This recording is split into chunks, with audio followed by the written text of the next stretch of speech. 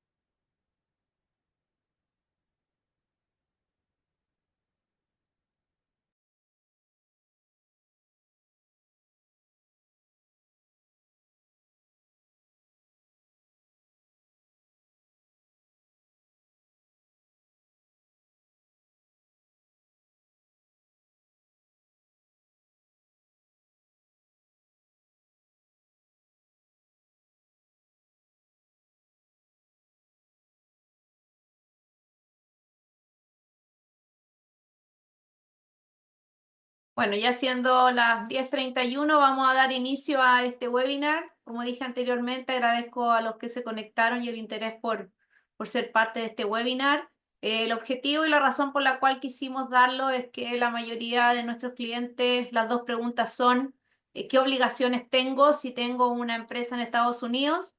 ¿Y qué obligaciones tengo para mantener esta empresa en los Estados Unidos? Entonces quisimos abrir este tema a través de un webinar. Y la idea es que a través de la presentación que vamos a dar con Boom Park, que habrá hecho de presentarlo, el CPA, certificado del IRS, a través de su firma VP Strategics. Hola Boom, ¿cómo estás? Gusto Hola saludarte. Fernanda, ¿cómo estás? Buenos días a todos.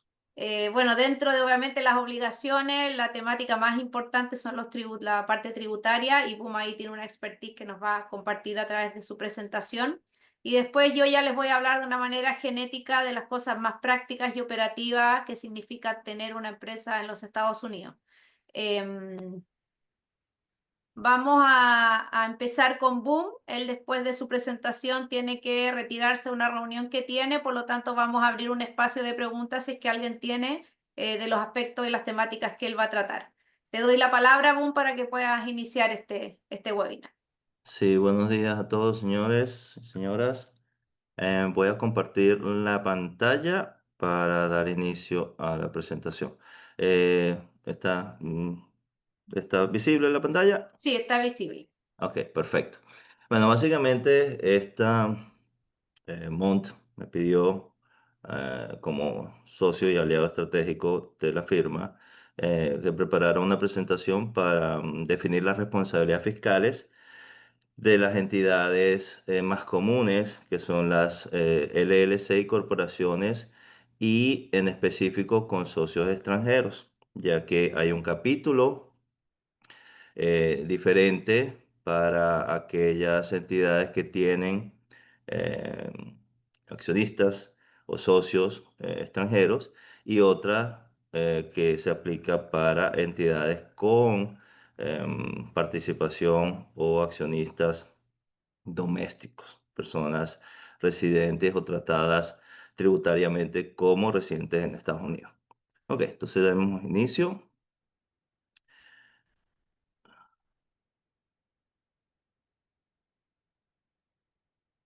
Ok, voy a dar un poco breve descripción de mi background.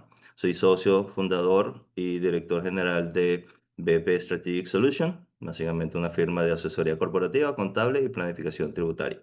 Soy licenciado contador público con maestría en administración de empresas y bueno, con más de 25 años de experiencia. La firma va para 15 años y tengo el orgullo de pertenecer como agente enrolado del IRS, certificación que emite el Departamento de Tesoro de los Estados Unidos, que me acredita como experto tributario y autorizado a ejercer a nivel federal sin restricción alguna en los 50 estados de la Unión Americana. Básicamente mi especialización es planificación fiscal, impuestos internacionales y tributación de contribuyentes extranjeros. Básicamente eso es un código, capítulo del código tributario muy específico con muchísimas regulaciones y que bueno, que ha sido mi especialización. Y estructuración de, por supuesto, de inversión, de vehículos de inversión en Estados Unidos y offshore. También soy miembro de la Asociación Nacional de Agentes Enrolados y de la Asociación Americana de Mediación y Resolución de Impuestos. Ok, perfecto. Empecemos con las dos entidades más comunes, LLC y corporaciones.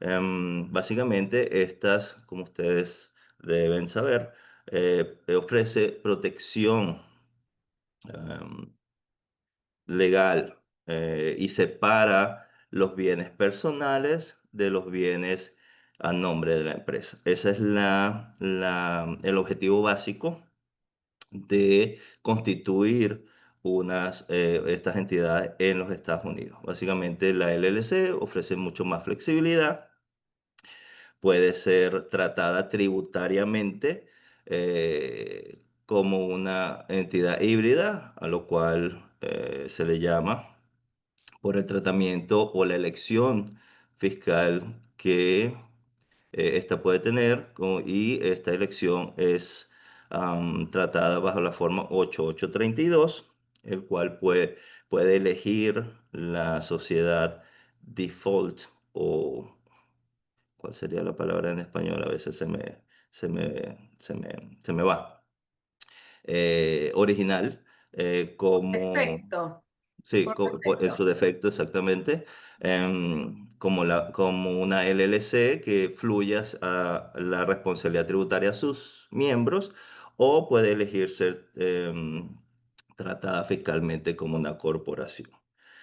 No tiene restricción de residencia, o sea que básicamente es perfecta para los extranjeros, pero con ello trae responsabilidades tributarias que ya lo vamos a ver. Las corporaciones es una estructura más rígida, más tradicional, con más temas de cumplimiento y, como ya dije, limita la responsabilidad ante cualquier querella judicial a los activos que esté en nombre de ella. La única restricción que podemos mencionar es que los extranjeros no pueden formar parte de una S Corporation, que es una elección fiscal y no es una entidad jurídica como tal.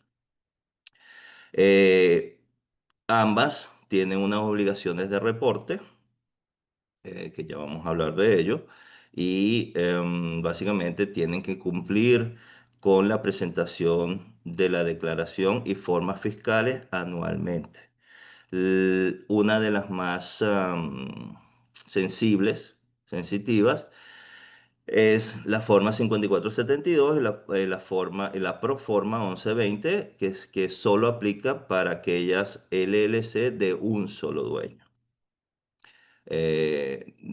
Cabe destacar que las LLC puede ser tratada o puede ser caracterizada, perdón, con socios de un solo dueño o que tienen varios socios o más de dos socios.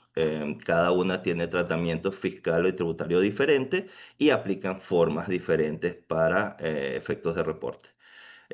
Por supuesto, hay multas por omisión, presentación tardía o incumplimiento, que pueden llegar hasta $25,000 por forma, por año omitido, tardío o no reportado. Y esta específicamente, estoy hablando de la forma 5472, que a pesar que no es una forma de pago de impuestos, que no genera responsabilidad de pago, pero sí genera responsabilidad de reporte de información.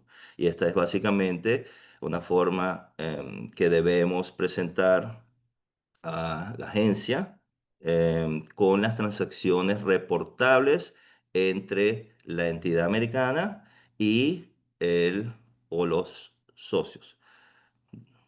Pago de dividendos, préstamos, aportes de capital o retornos de capital en ambas direcciones. ¿Ok? Básicamente ese sería el breve resumen de las características de la LLC y las corporaciones. Como ya lo mencioné, cada una de ellas tiene sus, por supuesto, sus ventajas y desventajas. Las LLC del lado superior izquierdo son entidades transparentes que fluye o que le traspasa la responsabilidad tributaria a sus socios o a sus socios.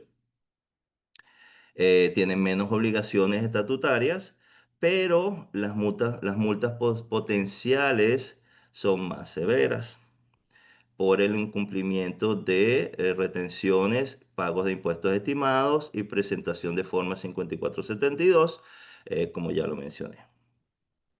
Tiene una alta ventaja fiscal porque dependiendo de cómo se estructuren la LLC y sociedades que formen parte o sean socios de la LLC y la cadena de estructuración de vehículos de inversión, hasta llegar hasta el beneficiario final, que es el contribuyente final, en este caso, tenemos estructura o hemos planificado estructura en el cual la tasa efectiva de impuesto puede llegar hasta el 10%. Por eso es que se menciona que es de alta eficiencia fiscal, pero tiene, por supuesto, sus normas y am, responsabilidades bien definidas.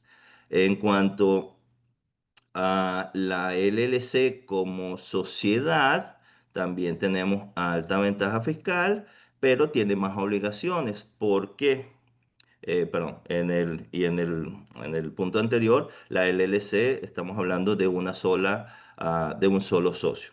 Del lado derecho, superior derecho, tenemos la LLC con dos o más socios.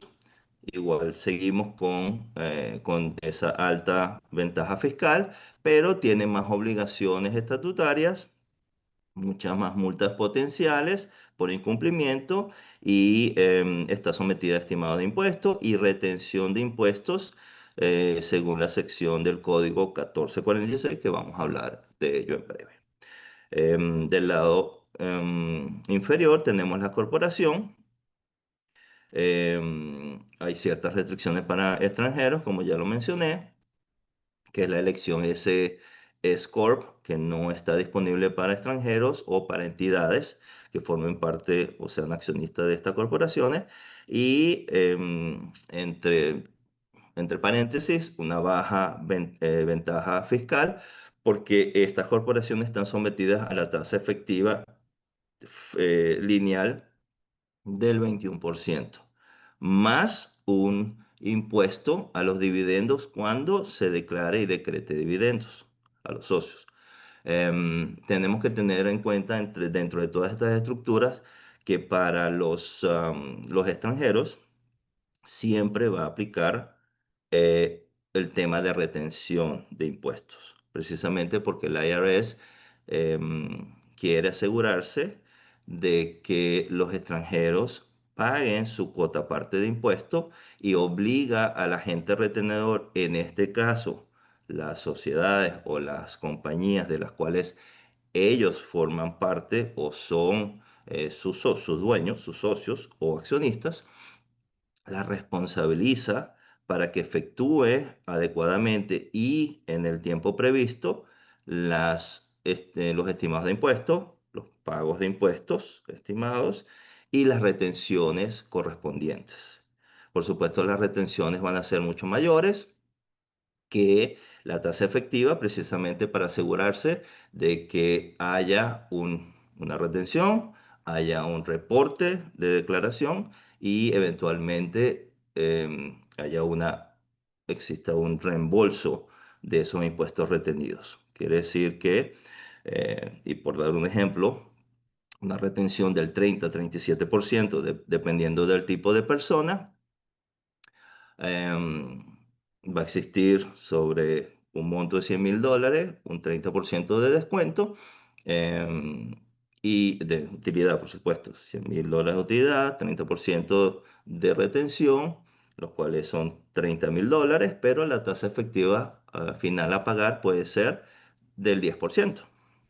Entonces va a existir un reembolso de $20.000 de la diferencia.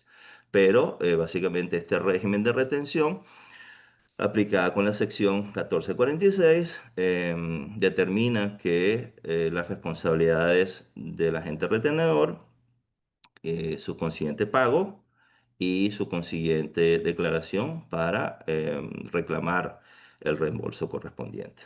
¿Ok? Básicamente, y en resumen, la elección de la entidad, de la estructura y la elección va a determinar, perdón, la elección tributaria, el tratamiento fiscal y las obligaciones de reporte y flexibilidad operativa, de acuerdo a cómo se haya estructurado inicialmente estas entidades. Si hay una sola, que sería el caso directo, básicamente una LLC con un solo socio, un solo dueño, o una LLC con varios socios, ya sean personas naturales o personas jurídicas. Todo esto va a determinar el tipo de obligación, el tipo de reportes, las formas tributarias aplicables y, bueno, eventualmente, si hay algún incumplimiento, las multas consiguientes. Por supuesto, nadie quiere incurrir en multas innecesarias, pero siempre es irresponsable mencionarlas porque tenemos unas ciertas fechas de cumplimiento y los contribuyentes tienen que estar aware, a veces se me van las palabras en español, conscientes de estas obligaciones. Advertidos también, Advertir. advertidos. Sí, exactamente. Ok, ¿cómo se fija la base tributaria, la base taxable? Y esta viene determinada por los tipos de ingresos generados y producidos en Estados Unidos, en territorio americano, para entidades con socios extranjeros. Básicamente, y podemos generalizar en dos tipos de ingresos: los llamados efectivamente conectados con operaciones y transacciones comerciales, operacionales o dentro de los Estados Unidos. em, y estas pueden ser venta de productos, servicios prestados, operaciones manufactureras, ingresos por renta de bienes raíces, e inversiones pasivas en sociedades de inversión, que en la mayoría de los casos, esos son los ingresos que generan nuestros clientes o los clientes de la firma Mont en Estados Unidos. Invierten, tiene un portafolio de inversiones, una Pershing, bueno, Pershing entrarían dentro del FTA, pero básicamente tiene una inversión en una sociedad que opera y le entrega una forma tributaria, o tienen operaciones comerciales. Estos serían definidos como ingresos efectivamente conectados. Luego tenemos los ingresos FTAP, que son ingresos fijos, determinables, anuales o periódicos. Dentro de esta categoría entran intereses, dividendos, rentas y regalías, las cuentas Pershing, las actividades de inversiones pasivas y que generan una retención del 30% directa, o reducida con algún tratado de doble tributación entre países, Estados Unidos y el país que corresponda. Y básicamente esta aplica a ingresos de carácter pasivo. Los ingresos conectados, efectivamente conectados, por lo general son de ingresos activos, lo que se denomina activos, a pesar de que las inversiones pasivas en sociedades de inversión, que generan una forma K1, que estoy seguro muchos de ustedes, puede ser el caso para muchos de ustedes, reciben y, por supuesto, entran dentro de esta categoría.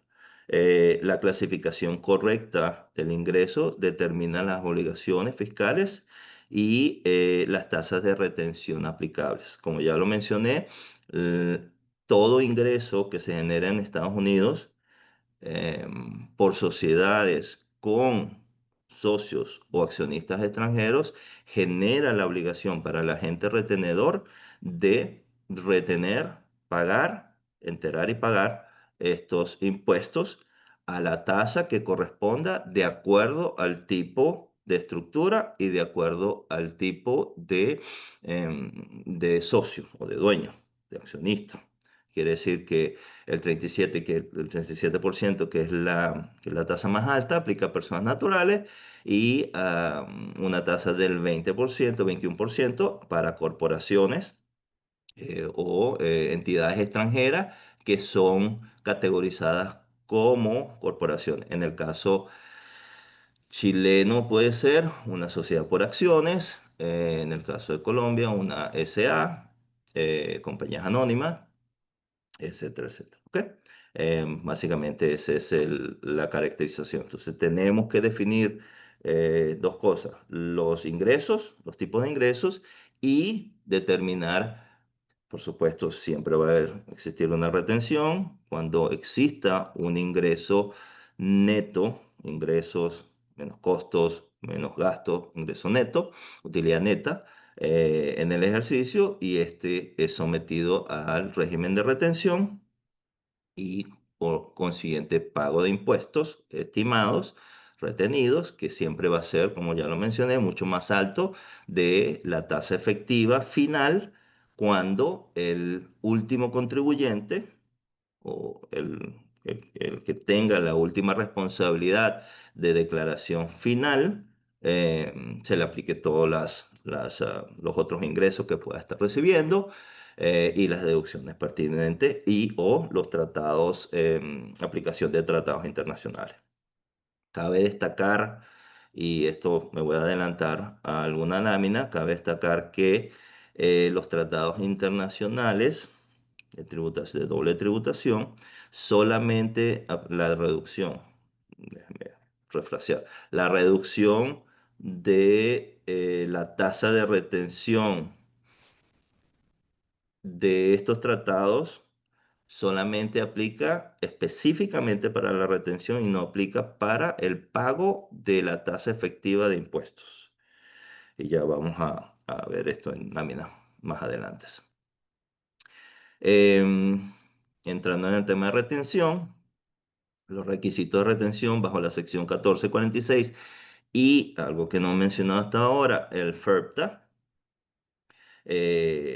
aplican para estas entidades de acuerdo a lo siguiente. Básicamente la sección 1446 es la retención en sociedades y es una retención obligatoria sobre la participación de socios extranjeros en los ingresos o utilidad neta, llamémoslo mejor, utilidad neta, de las sociedades con fuente, con ingreso en fuente estadounidense.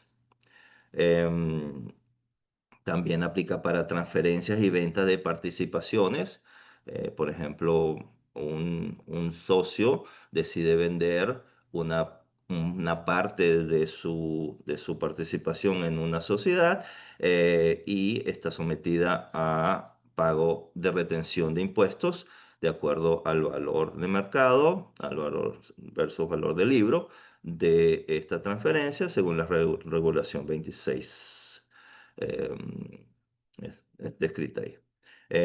Estas retenciones pueden llegar hasta un 37% por socios personas naturales y un 21% por socios categorizados como sociedad por acciones o corporaciones.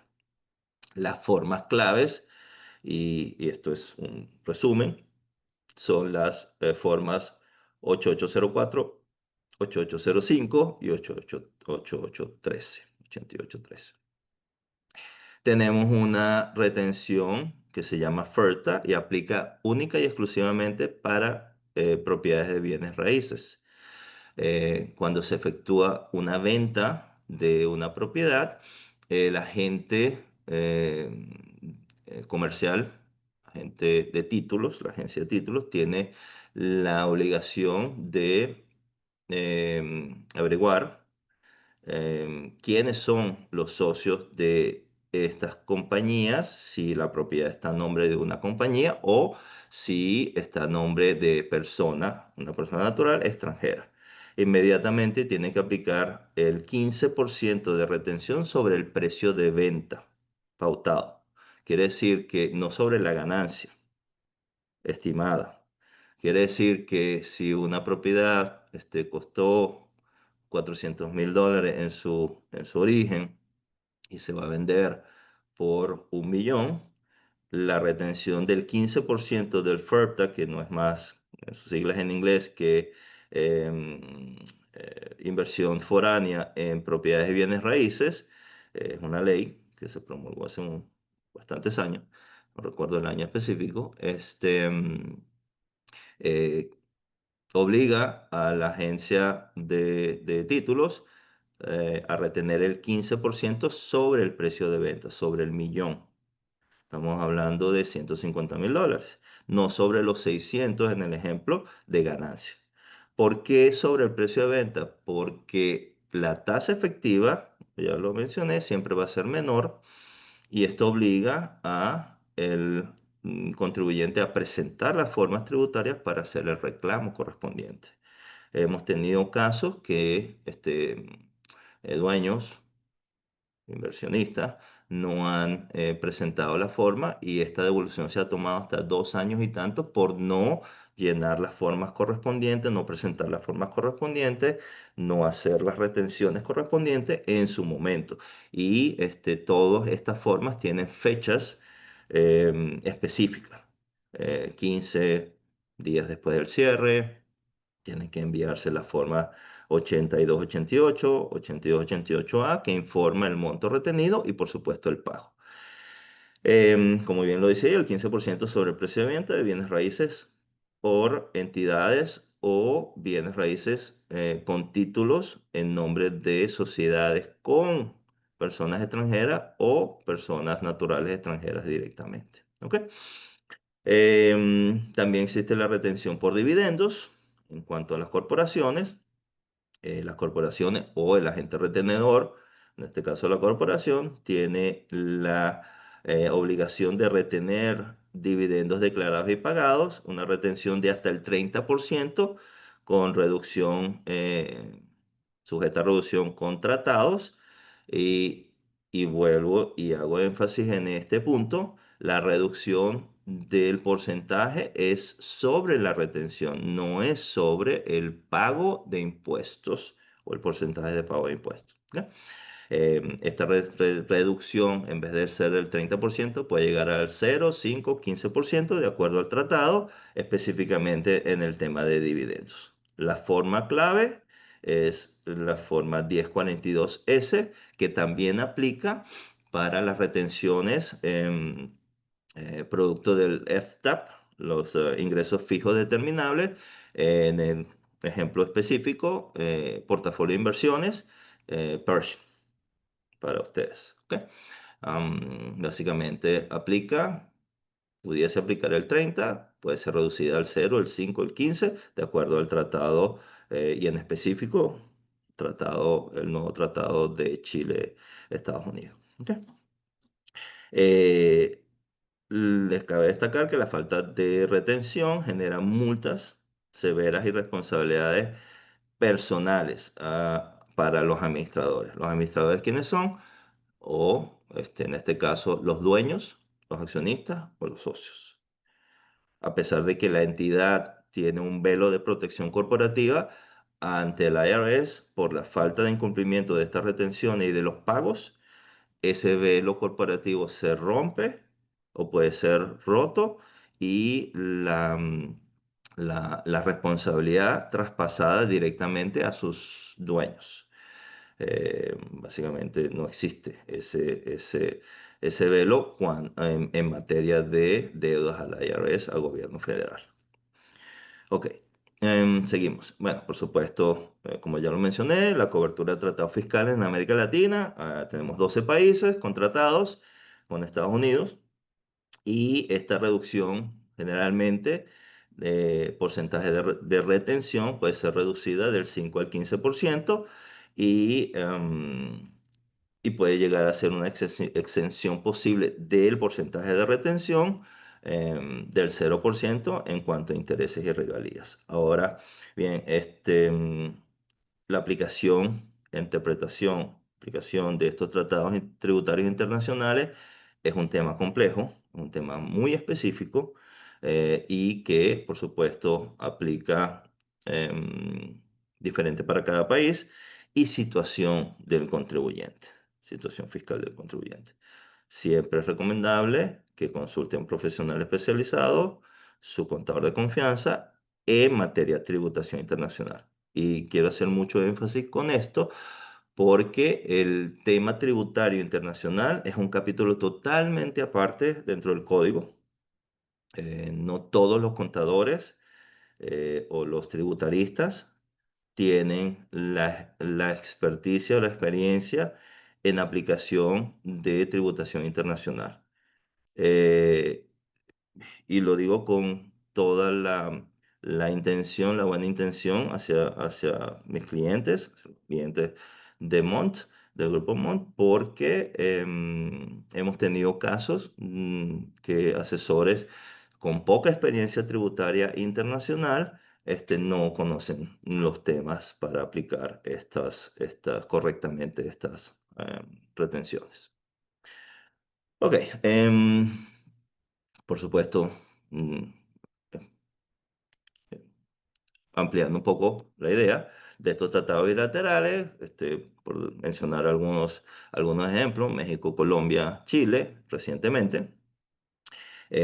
Como ya lo mencioné, los beneficios de la reducción de retenciones del 30%, que generalmente son del 30%, podemos reducirlo del 5 al 15%. em, Hasta un máximo de 5% en ciertas condiciones. Para esto es clave tener siempre, para el agente retenedor, como tema de cumplimiento, la forma W8BEN, que seguramente se la han solicitado en los bancos. Y cada 3 años el banco tiene la obligación de actualizarla, de mantenerla actualizada en su registro, precisamente para determinar si ha habido un cambio en la estructura y que todavía existe la condición de exención o reducción de retención, o si la reducción, o perdón, si la retención aplica o sigue aplicando en estos casos. Esto es una forma que muchos de ustedes deben estar familiarizados y que como cumplimiento estatutario de sus compañías deberían tenerla en archivo. ¿Ok? Em, Entremos un poco a la parte de obligaciones de reporte para LLC y corporaciones. Básicamente, aquí estaríamos hablando de las formas de presentación. La forma 1065 aplica para las LLC con más de 2 socios extranjeros, ya sean personas naturales o jurídicas, 2, 3, 5 socios. Y, por supuesto, generan la obligación de retención y pago de impuestos estimados de hasta el 37% sobre ingresos netos, utilidad neta, del periodo. Cada año hay que estimar ese monto y determinar si el cierre del año fiscal va a presentará utilidad neta, gravable, y sobre esta utilidad hay que retener, enviar las formas correspondientes 8804, 8805 o pago estimado 8813, ya sea de forma manual por correo o de forma electrónica a través del portal del IRS, hasta el 37% de estos. El no cumplimiento, por supuesto, acarrea multas, ¿no? Y penalidades. Aquellas LLC que tengan o hayan realizado inversiones en otras eh, sociedades LLC recibirán una forma K1, que es básicamente el porcentaje de participación de las utilidades y pérdidas de la sociedad matriz, llamémoslo así, madre, o la primera en la cadena de las LLC, para informar cuánto es lo correspondiente a esos ingresos o pérdidas tributarias de sus socios. Y esta, por supuesto, esta K1 debe ser presentada en la declaración de la sociedad que lo recibe o del contribuyente persona natural que lo recibe, ya sea ingresos o pérdidas. Si es ingreso, por supuesto, y es un socio extranjero o una persona extranjera, va a también recibir la forma 8805, que es informando el monto retenido de producto de esa K1 para poderlo ser descontado de su responsabilidad fiscal y eventualmente reclamar un reembolso. Para aquellas personas naturales que son socias de estas LLC, y por eso es que está presentada la cadena descendente. eh, Estas personas naturales que son socias de una LLC que presente un ingreso taxable, debe presentar una forma de declaración personal como no residente, 1040-NR, en la cual presentará los ingresos devengados en las formas K1 anteriormente descritas y aplicar la tasa efectiva de impuesto según la tasa progresiva, una tabla progresiva que no es más diferente que la tasa progresiva de muchos países latinos. ¿Ok? Este, mm, Esta tasa puede ser del 10%, 10, 12, 15%, y si ya nos retuvieron 37 por la sociedad en la cual somos partícipes, seremos acreedores de un reembolso por la diferencia. Pero ya cumplimos con todas las obligaciones de la cadena, llamémoslo así, de estructuras y de formas tributarias a la cual estamos obligados. Luego, en el tema de corporaciones, para las corporaciones son las formas 1120 o 1120F. Las 1120 aplican para las domésticas, las 1120F para corporaciones extranjeras haciendo negocios en Estados Unidos. En el caso específico, un ejemplo, alguna compañía, algún inversionista que no aperturó, inscribió, incorporó, perdón, la palabra que estoy buscando, incorporó una corporación o una LLC en Estados Unidos y decidió utilizar su compañía extranjera, una SPA, una sociedad por acciones, etcétera, etcétera, una sociedad, una compañía extranjera directamente en alguna inversión en Estados Unidos, podemos, o depende de la clasificación, por lo general es clasificada como una 1120F foránea, o puede ser con elección, por supuesto, todo el trabajo tributario, de planificación tributaria, como una sociedad extranjera haciendo negocio en Estados Unidos, debe presentar esta forma 1120 y 1120F y con sus obligaciones de retención correspondientes, como ya lo mencioné. Estas obligaciones de retención generan una forma 1042S que se le entrega a la persona que se le retuvo o al accionista que se le retuvo las, el impuesto. Y en el caso específico de aquellas portafolios de inversiones, em, Pershing, por ejemplo, de acuerdo a la mezcla de los activos que estén transando y que tengan en portafolio, generarán intereses o dividendos sujetos a retención y seguramente les deben haber entregado una forma 1042S, la cual determina cuánto fue el monto de impuesto y esto generalmente no tiene ninguna reducción de tasa en la declaración final, simplemente es una forma informativa, pero que hay que cumplir sujeta a penalidades. Y luego la forma 5472 de información que determina las operaciones, o perdón, las transacciones entre la entidad que está reportando, en este caso la americana, con sus socios o accionistas extranjeros. Básicamente, esta forma debe ser entregada el 15 de marzo o 15 de abril con posible prórroga de 6 meses. Hay que pedir la prórroga, hay que solicitar la prórroga de 6 meses.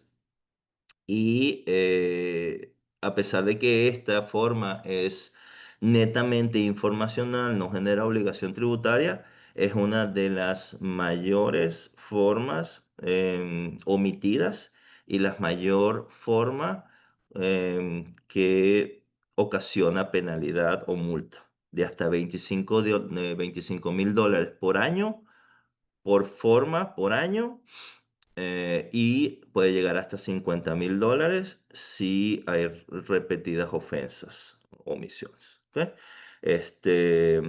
Hay otras formas que aplican específicamente para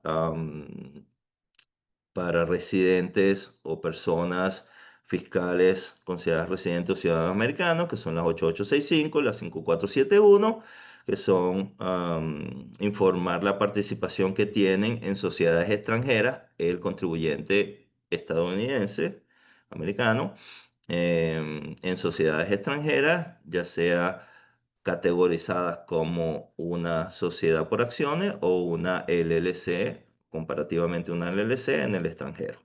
8865, 5471, la omisión son 10.000 dólares por forma por año, y hay otras formas que también aplica para los residentes fiscales domésticos, que es el FinCEN, forma 114, que es igualmente una forma informativa del control y poder sobre cuentas en el extranjero, y específicamente para aquellas compañías americanas, no importa LLC o corporación, no importa que tenga socios extranjeros o domésticos, todas estas formas 1096, 1099, Non-Employee Compensation, contratista independiente, las formas 1099K, W2 si hay algún pago de nómina para aquellas personas extranjeras que emigraron a Estados Unidos y están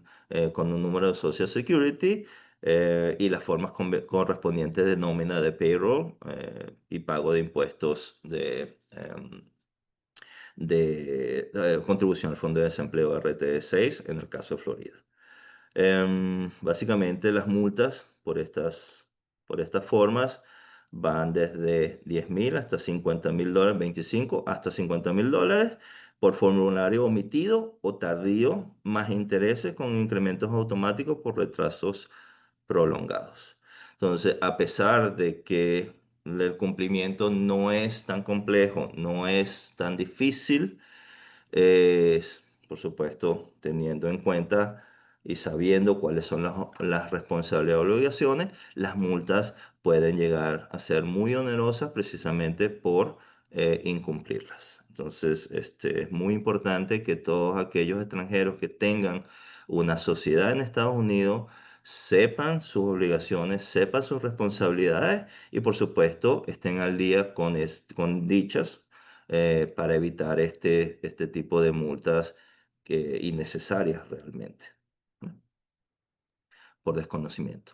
Ok, por supuesto, retención, para ampliar un poco más el tema, la retención inadecuada, multas del 10 al 100% del monto no retenido, más intereses acumulados, y por supuesto, como ya lo mencioné, la responsabilidad personal para los administradores si las faltas son repetidas o se determina que hubo falta intencional o mala fe, como lo llaman ellos.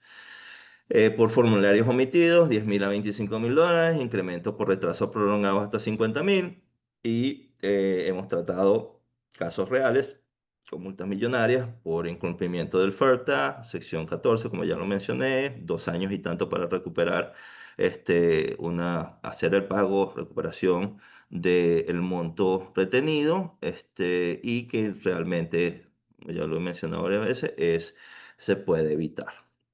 Y por supuesto, sin mencionar que todas estas fallas eh, quedan en el registro de la cuenta del contribuyente, y la IRS puede someter a estas empresas a auditorías más frecuentes. Por supuesto, siempre la asesoría fiscal especializada es un tema que que debe ser considerado, no debe ser considerado un gasto, debe ser considerado más bien un peace of mind, una tranquilidad para los contribuyentes haciendo negocio en Estados Unidos. Em, Como último punto, y tal vez este punto es el más omitido, los impuestos sucesorales. Las personas, lamentablemente, fallecemos, las compañías no. Y el peor, y si algún consejo puedo dar a mis clientes extranjeros, es jamás hacer una inversión a título personal, porque tenemos el tema probatorio, lo que llaman probate, que es una vez que el titular de ese activo o de la inversión o del activo de bienes raíces, para dar dos ejemplos claros, fallece, entra en una etapa probatoria judicial. No importa que tengan un testamento. Tiene que ir a corte y ese activo no puede ser vendido, ni enajenado, ni transado, por lo menos pueden ser hasta unos buenos 2 años, mientras la corte determina quiénes son los verdaderos herederos. Imagínense si eso es en las mejores familias. Cuando no es en las mejores familias, esos procesos pueden ser más extensos precisamente por disputa entre los sucesores. Entonces, para evitar esto, siempre es recomendable que todos los activos estén bajo una compañía. Por supuesto, nuevamente volvemos al tema de responsabilidades, bueno, el costo de hacer negocio, etcétera, pero la tranquilidad es mayor el beneficio que los puntos en contra. El tema de los impuestos sucesorales, primero tenemos la parte legal, que ya lo cubrimos, después entra la parte del impuesto sucesoral. Para darles una idea, los contribuyentes americanos o domésticos tenemos una exención de 13,6 millones de los activos heredados. En cambio, las personas extranjeras, el umbral para comenzar a pagar impuestos solamente son $60,000. Este impuesto puede llegar del 18 al 40% sobre el valor del patrimonio heredado. Entonces, para evitar este tipo o minimizar este tipo de impuestos, em, los activos deben estar en sociedades de las cuales no haya traspaso de título. Como ya lo dije, un socio puede fallecer, pero la compañía sigue activa, sigue viva. Y este patrimonio va a seguir a nombre de la compañía, no a nombre de los socios. Y por la separación de patrimonio de bienes, como lo mencioné al principio del seminario. ¿Ya? Por supuesto, si existe un impuesto sucesoral, las formas eh, a presentar son 706 NA, 3520 y 3520A. Plazo de presentación son 9 meses después del fallecimiento, con posible extensión de 6 meses. Y por supuesto, la parte que nadie quiere tratar, las sanciones por incumplimiento, 5% del impuesto no pagado por cada mes de retraso en la declaración, hasta un máximo del 25%, sanción por falta de pagos de impuestos, que es del 0,5% del impuesto no pagado, hasta un máximo del 25%, y cargo por intereses. Entonces, básicamente, esto es un tema de planificación tributaria que entra, y que para muchos de ustedes tal vez no sea un tema prioritario en este momento, pero siempre es conveniente incluirlo o tenerlo en cuenta, porque al final del día todos tenemos una fecha de caducidad.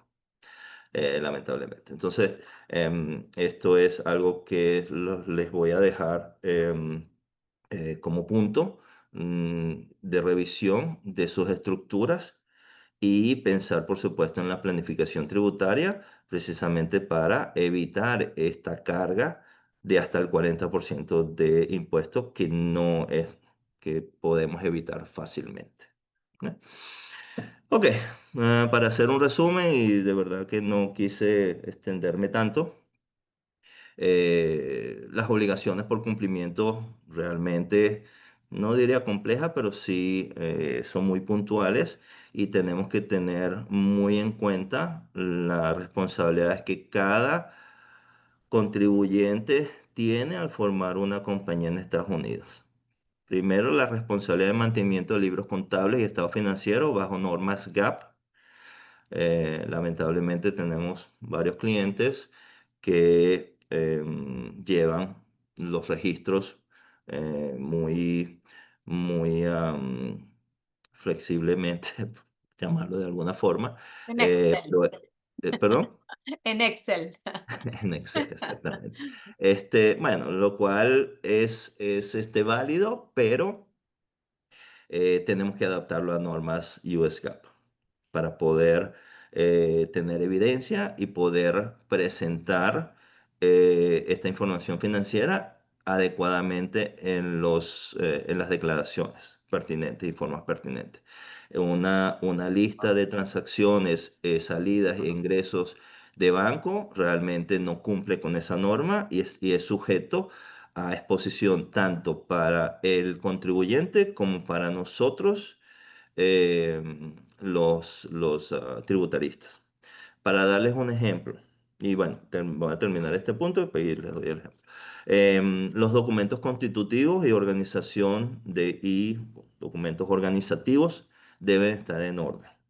¿Qué quiero decir con esto? Los operating agreements, los bylaws, los documentos de constitución deben tenerlos para su propio bien, organizados y, por supuesto, referenciados y archivados.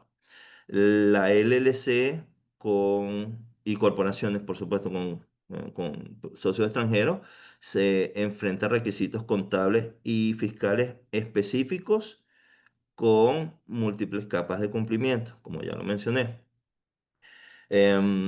Básicamente, el cumplimiento, la parte de cumplimiento de las sociedades con socios extranjeros debe ser más organizada. ¿Por qué digo esto? Tanto para los socios que están haciendo negocios o inversiones en un país donde el cumplimiento, las fechas, em, están bien establecidas. No hay fiscalización como en países latinoamericanos con número de control y número de facturas, etcétera, etcétera. Pero una vez que entra dentro del radar del IRS, no hay nada que se lo vaya a quitar. Además que el tema de presentar estado financiero bajo normas GAAP para sustentar la declaración, la información en las declaraciones, es un tema de exposición tanto personal para el contribuyente como para nosotros. ¿Y nosotros por qué? Te lo voy a comentar de esta forma. Mi certificación es básicamente la más alta que otorga directamente el Departamento del Tesoro de los Estados Unidos. Solamente habemos en un dado año hasta 60.000 especialistas con esta designación. 60.000 para 300 y tantos millones de personas. Es una designación, una certificación extremadamente difícil de obtener. Y por supuesto, la exposición que podemos tener al presentar o recibir clientes que no estén organizados, que no tengan sus libros, que igualmente si no los tienen, igual se le puede hacer y todo. Pero al final del día es nuestra obligación y responsabilidad de que los contribuyentes, nuestros clientes, cumplan con precisamente por esta designación. ¿Ok? Entonces es peace of mind, tranquilidad para todos. Por supuesto, las retenciones críticas, como ya lo hemos hablado, los beneficios de tratados, tenemos que tomar las ventajas, todas las ventajas posibles que podamos exprimir, por utilizar la mejor palabra, y que esté a nuestro favor dentro del código, la vamos a utilizar. Hay que utilizarlas, para eso están. El problema es de que muchos asesores no toman las ventajas este, tributarias que el IRS no va, por ponerlo en contexto, se presenta una declaración bajo X circunstancias y no se aplicaron, no se tomaron en cuenta una serie de convenios, tratados o deducciones del código, el IRS, y se pagó $10,000, cuando realmente con esta aplicación de dicho beneficio pudimos haber pagado 2,500. El IRS no va a venir a tocar la puerta y decirnos, pagaron 10,000, deberían haber hecho esto y esto y esto, pudiendo haber pagado 2,500 o cero. Entonces, hay que tomar los beneficios que nos atribuye el código para poder minimizar, disminuir y tomar ventaja de esto. A nadie le gusta pagar impuestos, vamos a estar claros. Y por supuesto, el no cumplimiento de esto ocasiona penalidades severas, como ya lo mencioné, innecesarias realmente al incurrir en alguna de estas penas, innecesarias por falta de información, por falta de estar pendiente de la fecha. Para eso estamos nosotros.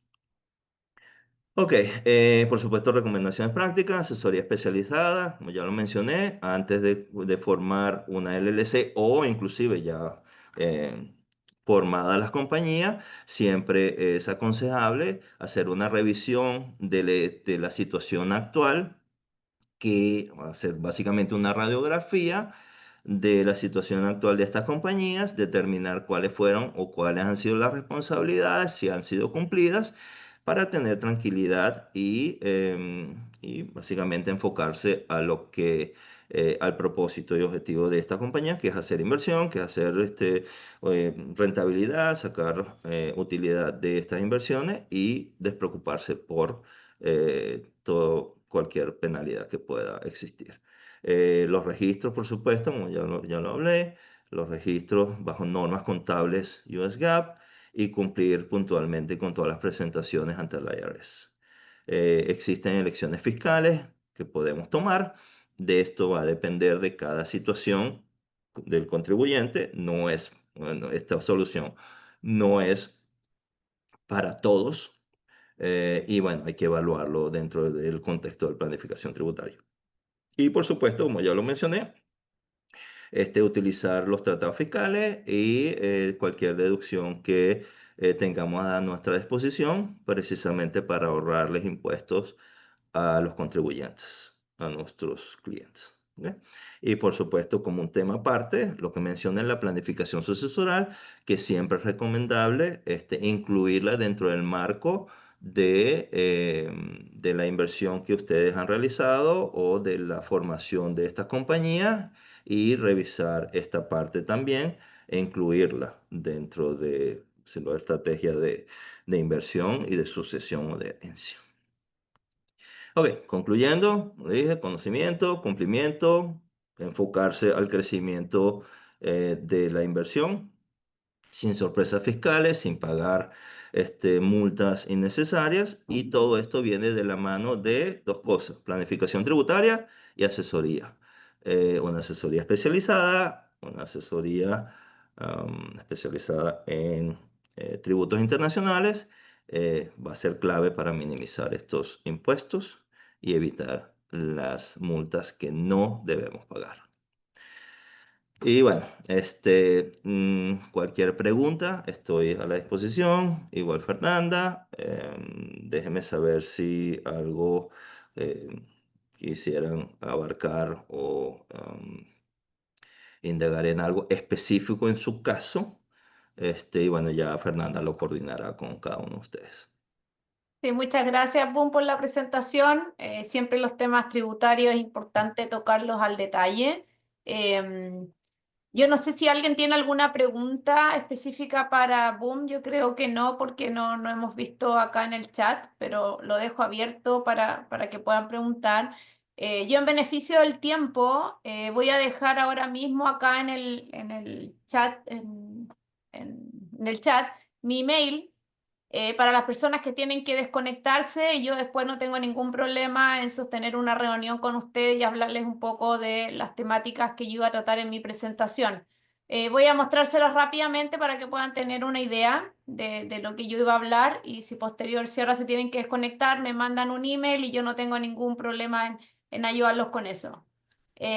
Boom, respecto a tu presentación, no veo preguntas. Sí me piden, por supuesto, la presentación, que te agradezco que me la mandes para poder hacérselas llegar a ellos.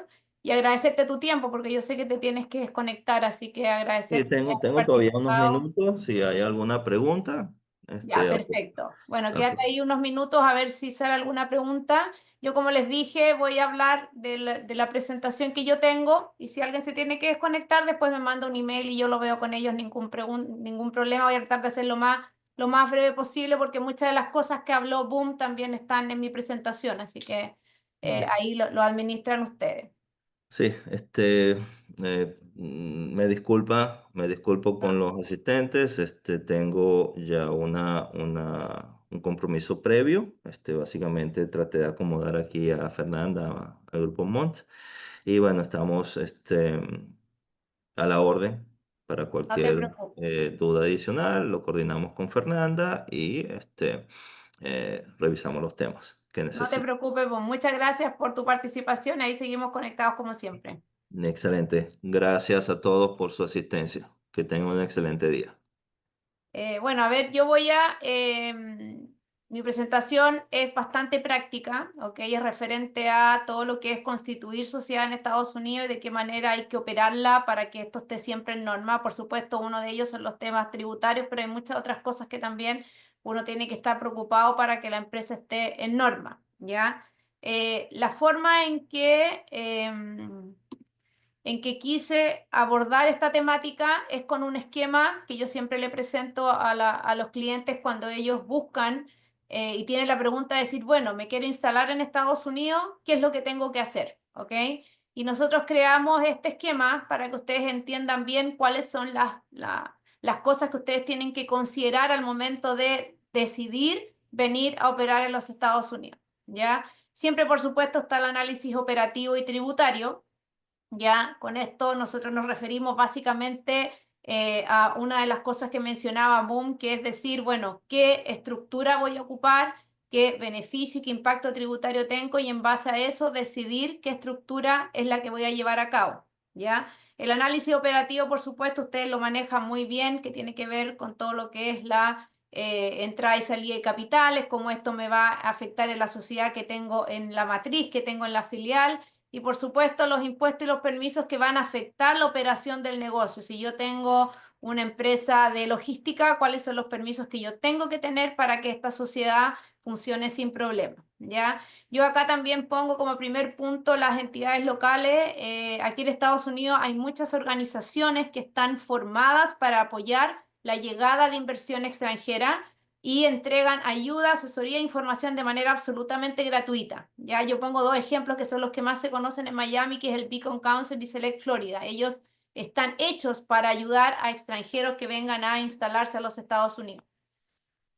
Esto ya lo habló muy bien Boom, que son los taxes. Esto es un resumen muy general de los taxes a los cuales se van a ver obligados ustedes a cumplir. Primero, por supuesto, están los federales, pero después están los estatales, que eso es muy importante tener la diferencia. Una cosa es lo que yo pago a nivel federal y otra cosa es lo que yo voy a pagar a nivel estatal.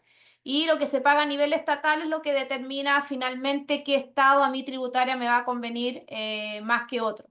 Están también, luego del estado, vienen los locales, que ya son por ciudades, por condado, y todos esos elementos tributarios hay que evaluarlos al momento de decidir qué tipo de operación yo voy a llevar a cabo. Esto también Boom lo mencionó, que son los convenios de doble imposición. Es muy importante al momento de yo tener una compañía, tener claro cuáles son los beneficios tributarios que yo tengo, porque a lo mejor si yo tengo una empresa en Chile, tengo otra, no sé, en Canadá, otra en Uruguay, en Perú, quizás tengo que armar la operación pensando en estos tratados de doble imposición que me van a traer beneficios al momento de echar a andar la empresa en Estados Unidos. Después de ya tener todo este análisis claro, viene todo lo que es armar la sociedad, ¿ok? Armar la sociedad aquí parte por constituirla en el Estado. Yo ya les acabo de mencionar que es muy importante decidir el Estado donde uno va a operar, ¿ya? Cuando uno decide ese Estado, hay que inscribirla en ese Estado, ¿ya? Y para inscribirla yo necesito una dirección legal y comercial, que son diferentes. La legal es la que uno va a dejar establecida con el IRS, perdón, con el Estado, y van a mandar todas las comunicaciones referentes a la constitución legal, pero otra es la dirección comercial. Quizás yo opero en otro estado y a lo mejor quiero que mi dirección comercial esté en otro estado. La pregunta es, ¿yo puedo tener una empresa constituida en Delaware y funcionar en Florida? Sí y no. En la medida que este servicio sea 100% en línea, no hay problema que así sea, que tener un par de clientes quizás en Florida. Pero si usted tiene una operación física en otro estado, automáticamente ese estado le va a pedir también tener una empresa que puede ser, se le llama empresa extranjera porque viene de otro estado que va a tener una especie de subsidiaria en ese estado donde está operando. ¿Ya? Luego de eso, cuando yo ya lo constituyo en el estado, tengo que pedir mi número de identificación tributaria, que acá se llaman EIN number. Para extranjero hay que pedirlo vía fax o por correo regular. Se demoran cerca de un mes o 2 meses en dar ese número. La última experiencia que tuvimos fue un mes. Y cuando ya tiene el número de identificación tributaria y la empresa está constituida en el estado, usted tiene los documentos para poder ir a un banco y abrir una cuenta bancaria. ¿Ya? Esto ya lo habló Boom de cierta manera, que son los tipos de sociedades. Les acabo de hablar lo de la dirección. Lo de la cuenta bancaria, yo siempre ahondo un poco en este tema porque la cuenta bancaria no es como los países de Latinoamérica que uno va y se la abren con los mismos requisitos. Acá primero para dueños extranjeros es bien complejo abrir cuentas. Yo diría que del 100% de bancos que hoy día hay, yo diría que no más de un 5% están abriendo, banca regular me refiero, están abriendo a empresas con socios extranjeros. Entonces la alternativa que queda es ir a la banca internacional.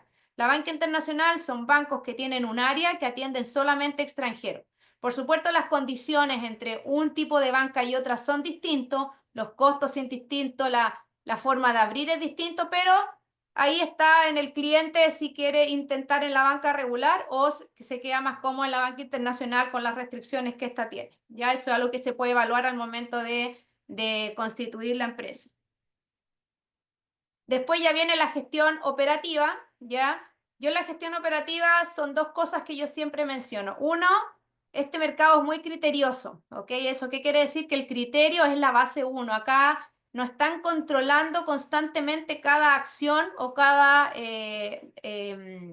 tarea o que uno hace en el mercado, sino que acá la autoridad apela a que usted tiene criterio para saber hacer las cosas como la ley o la regulación dice que se hay que hacer. ¿A qué me refiero? Que si la ley dice que usted tiene que presentar un formulario X, ellos no van a estar controlando si usted lo presentó, pero si usted no lo presenta o se dan cuenta que no lo presentó, lo van a castigar. A eso me refiero. Entonces, al ser un mercado de criterio, es muy importante estar muy bien asesorado. Por eso también pongo ese segundo punto. Cuando usted está bien asesorado en el mercado, usted tiene las alertas para que ese criterio vaya en línea de la regulación. Entonces usted va cumpliendo la regulación, así se evita que puedan pasar, le puedan cargar multas que aquí las multas son muy altas. Por eso la gente y el mercado naturalmente usa el criterio y está preocupado de hacer las cosas bien para evitar esas multas. Por eso el asesor local es muy importante. Básicamente, disculpe Fernanda, rápidamente, el sistema americano hace muchos años, años en la historia, se ha basado en un sistema de confianza. Existen las leyes establecidas, existen las regulaciones, existe la conducta y todo está basado en la confianza. Antes se ponía benzina, gas, como ustedes le dicen, sin pagar. Y después uno iba a pagar. Ahora ya no, pero sigue basado en ese sistema. Existen las regulaciones, existen las leyes y tenemos que cumplirla. Como dice, sí, hasta el día en que se den cuenta y ahí vienen todas las penas. Exacto. Sí, y por eso el asesor es importante, porque si usted no lo hace y después en el futuro las autoridades se dan cuenta que no lo hizo, de verdad que las multas son tan altas que a veces hacen que los mismos negocios tengan que cerrarse. Después, siguiendo con esta parte operativa, está el tema de contratar, ¿no? Personal. Yo siempre lo pongo porque aquí es muy distinto cómo funciona el mercado laboral que en Latinoamérica. Acá es mucho más abierto, no es tan regulado como en Latinoamérica. Aquí en Estados Unidos usted contrata y despide cuando a usted le parezca que es pertinente hacerlo, ¿ya? Los beneficios no son beneficios obligatorios, sino que son más beneficios que la propia empresa le pone a su gente para mantenerlo.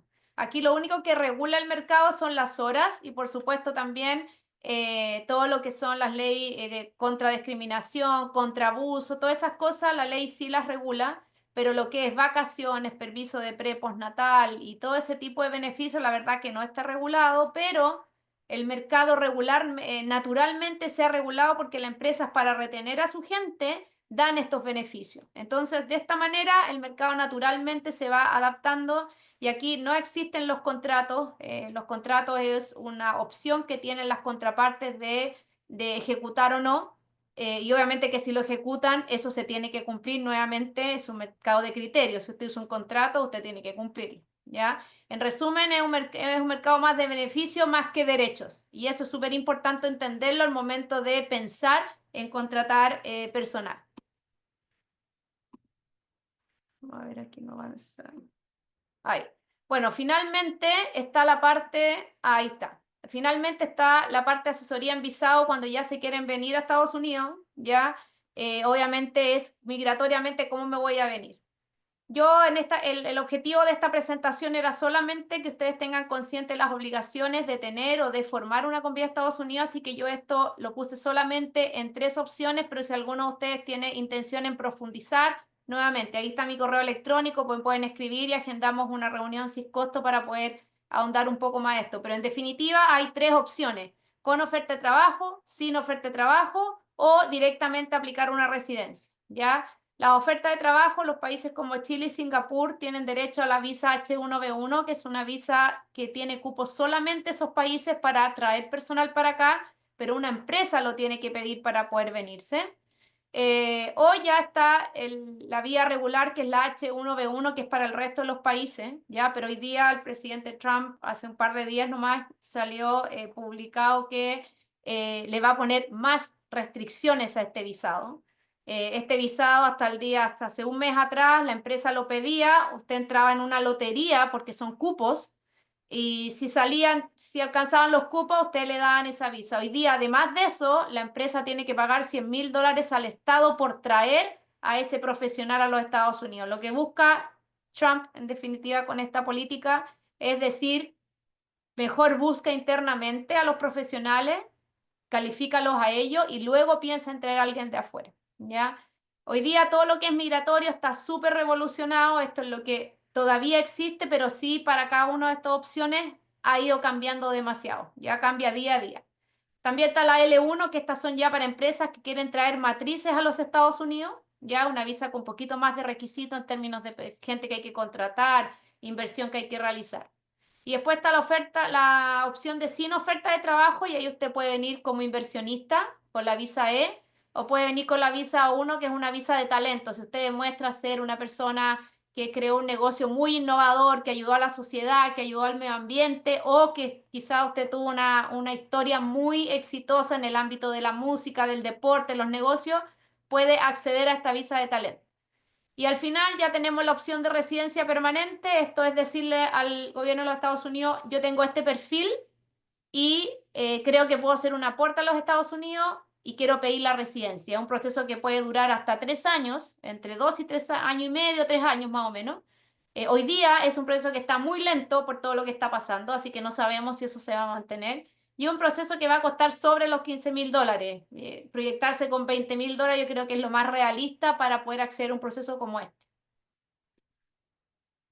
Bueno, y finalmente yo quise volver a quise poner finalmente la diapositiva porque yo les acabo de hablar de todo lo que necesitan para tener un negocio en los Estados Unidos, pero en estos 4 puntos es donde me voy a detener súper rápido para decir qué es lo que ustedes tienen que estar siempre preocupados luego que ya hicieron la compañía.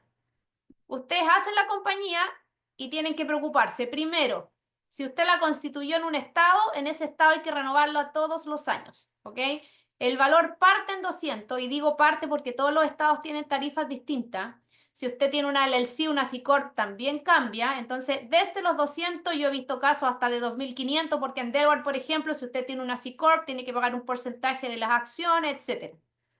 Después la dirección comercial. Usted tiene que tener una dirección no virtual, una dirección física que le permita al Estado decir, ok, yo puedo mandar una comunicación a esa dirección y no tener problemas.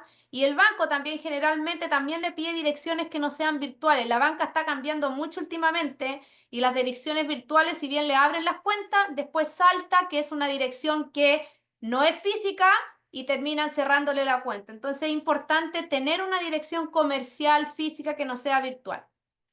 Después la gestión tributaria, que eso es todo lo que habló muy bien en su presentación, así que no voy a ahondar de eso, pero sí tienen que proyectarse que si usted tiene una compañía, desde $1.500 anuales, usted tiene que destinar para hacer su declaración. Desde, porque 1.500 puede costar una declaración súper simple con una LLC de un solo dueño, con un movimiento muy bajo. Desde ahí en adelante es lo realista que usted se tiene que proyectar. Estas declaraciones pueden llegar a 10.000, a 30.000, whatever, lo que sea. Pero de ahí en adelante, si usted está hablando de una compañía que no ha hecho nada, nada, nada, yo le diría $1.500 en lo real. Y después la apertura de la cuenta bancaria, es muy importante que esas cuentas usted la use y que pague, por supuesto, el costo de mantención. ¿A qué me refiero con usarla? Que muchas veces abren las cuentas y como generalmente la empresa que las abren y empiezan a operar a los 12 meses, no hacen nada con esa cuenta y obviamente la banca congela la cuenta y a veces que las cuentas las cierran y volver a abrirla es un dolor de cabeza. Entonces las cuentas tienen que estar operativas, darle algún movimiento para poder asegurarse que eso no se va a cerrar y ya si tuvo acceso a la banca, no poner en riesgo después tener un problema con eso. ¿Ya? Bueno, esa fue mi presentación. Espero haber sido lo más rápida posible en beneficio del tiempo. Es bastante práctica. Aquí al final va a quedar todas las oficinas donde nosotros tenemos representación. En caso de necesitar algo parecido a lo que estamos hablando en otros países, nosotros también lo hacemos. ¿Ya? Así que ahí van a quedar todas nuestras oficinas. Nuevamente, doy gracias a Boom por su participación, a todos los que se pudieron conectar hasta el final y bueno, mi contacto queda ahí, las presentaciones se van a compartir y agradecerles a todos su tiempo. Quiero añadir rápidamente, Fernanda, Sí, y reconozco que el tema de los impuestos es un tema que no le gusta a todo el mundo. Como dije, nadie quiere pagar impuestos o quiere pagar la menor cantidad. Y sobre todo en el tema de las multas. No, para aquellos que no han comenzado la aventura, llamémoslo así, o la decisión de invertir en Estados Unidos, no es tan difícil, no es complicado, siempre y cuando se lleve de la mano de un buen asesor. Esa va a ser la clave y la diferencia. En cuanto a las multas, por favor, no lo tomen como un tema de que los va a desmotivar o que los va a asustar. Hay vamos a decirlo, el contexto, pero hay opciones para aquellos que han incurrido en multas o le han impuesto multas. Hay opciones dentro del código para apelar estas multas, reducirlas, entrar en planes de pago, etcétera, etcétera. No por eso quiero asustar a nadie, pero es la obligación, la responsabilidad de que todo el mundo sepa la responsabilidad. Una vez incurridas, también, como les digo, hay soluciones que se pueden aplicar, pero al final del día hay que documentarla, hay que argumentarla y hay que utilizar las secciones del código correctas para poder lograr que las elimine, llamémoslo así. ¿Ok? claro. Bueno, ahí yo voy a discrepar en asustarlos porque a mí sí me gusta asustarlos. Porque yo encuentro que si no están asustados, la verdad que le No, pierden bueno, al un final poco del la día, pista, porque la claro. experiencia mía es que le pierden la pista al negocio y el tiempo pasa muy rápido. Entonces, No, es que a veces sí. decirle, mira, si no estás al día, te va a caer una No, multa. no. Una cosa es estar al Asustemos, día y asustemos. otra cosa es Sí, negligencia exacto. sí, descuido, vamos a decirlo, de las obligaciones. Nosotros siempre vamos a estar encima de las fechas, y bueno, como Fernanda sabe, más bien Fernanda, me imagino que debe odiarme cuando en la fecha de las declaraciones precisamente porque estamos conscientes de que les van a imponer multas a los contribuyentes y al final del día es la responsabilidad de los contribuyentes, no es nuestra, porque al que Exacto. le van a poner la multa es a ellos, no a nosotros, a los clientes. Pero nosotros nos vemos y nos sentimos responsables de que eso no suceda. Ahora hacemos todo lo necesario, pero bueno, ya queda de parte del contribuyente, del interesado, llamémoslo así. Pero esa es la intención. Ok. Bueno, señores, los Ya, dejo. perfecto. Yo también los Buenísimo. dejo. Muchas gracias. Que tengan un feliz resto de jueves. Saludos a todos. Que estén bien. Chao, chao. Estamos a la orden. Saludos. Gracias, bye.